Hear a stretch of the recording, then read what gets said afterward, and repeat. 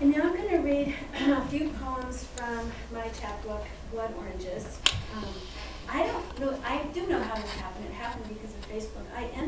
I'm actually an honorary Northern Ohio poet, even though I've only gone through there a couple of times. But I ended up being friends with these wonderful poets and poetry producers and publishers in that area. And there's a wonderful, wonderful thing going on, a big burgeoning community. So that's why I ended up having a chapbook by NightBallet Press, which is an Ohio press. And I'm going to read you about 5 poems from there. And these poems actually, in both these chapbooks, the one that I have now and the one that's coming out, span about 20 years of writing. Some of them are relatively recent, and some of them I wrote in 1989, and I tend to it later. And that book is really, it's about my experience of being a woman in this world, in this lifetime. So I'm going to read you kind of a smattering of those poems. The first 3 are about childhood, and then the next couple are not. This one is called Poem to My Baby Feet. Hello, ink blots on a piece of parchment. Hello, little tiny me, girl Buck. Dr. Rankin signs you on to this enormous, excruciating world. This will be your life, girl Buck, little 5-pounder. At 10:09 a.m., April 22, 1951, you enter the maelstrom. I want you to know that you are going to suffer unthinkable things, and that your smile, like your father's, will be dazzling through it all.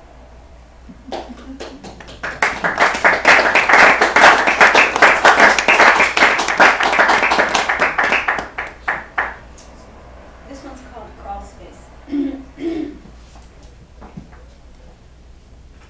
Cat's eyes shining in the crawl space, underneath the porch in the dark of midsummer. I was 5 when he murdered me with autonomy. Underneath the porch in the dark of midsummer. Cat's eyes in the crawl space I crawled to often. I back out slowly. They look so huge, glowing there in the dark of the crawl space I am. 5, and he asks me, is that clear? Piercing me with his sea green eyes. Yeah.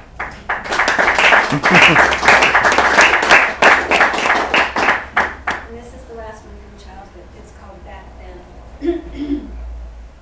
I hated Peter Orlovsky for touching me in the back seat of the station wagon on the way from Santa Fe to Taos.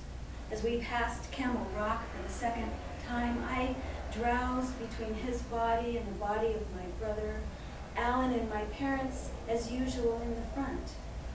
It was a simple touch, sweet, on the shoulder, the kind of kindly touch one gives a child who is tired and cranky.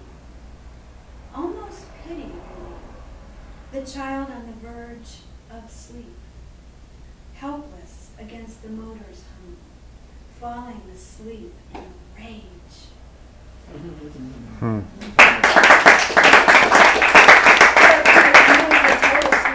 Man, he pissed me off that day. He touched me on the shoulder. This one's called Spring Morning, and I sometimes get poems when it's very inconvenient, and this one is a poem that came to me. I was still married to my lovely former husband, Gus, who's sitting back there. And my daughter was about, I don't know, 7 or 8 years old, and I was in the shower, and this poem came, and I had to leap out of the shower and run to the bedroom, dripping wet, and find a piece of paper and pencil to write it down on. And I've never changed a word. So I just never changed a word, and it's kind of happy. It's called Spring Morning.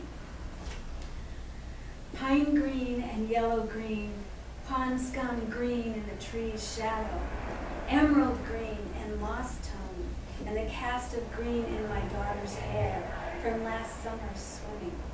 New growth, old growth, the flecks of green in my husband's eyes, and Barbie's earrings on the bathroom floor.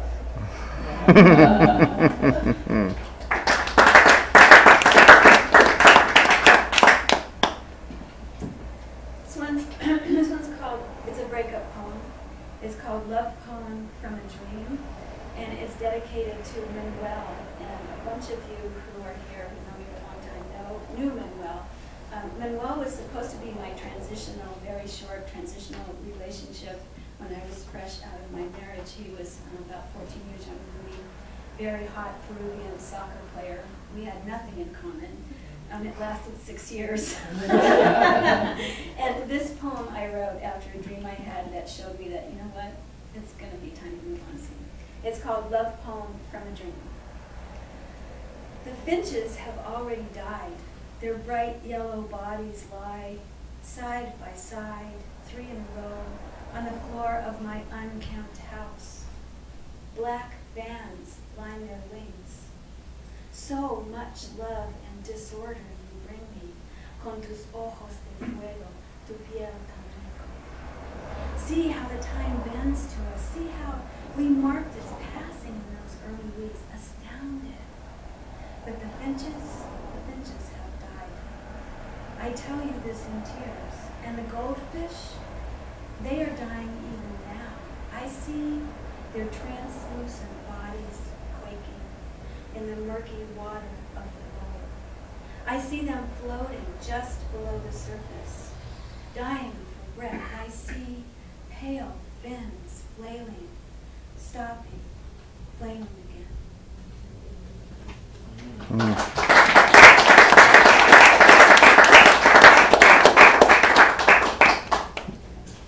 This one's called Tarot Song. There's a whole kind of metaphysical, arcane, I don't know where the hell this came from, thread that goes through my work. And this is one of those poems, which also has to do with my experience of being a woman in the world and connecting with mystery and the unseen. Tarot Song. The center flames for the Prince of Wands. Under the shade tree he draws his card. A lion pulls his chariot. His heart is young. The great gold lion strides. His arms are open wide.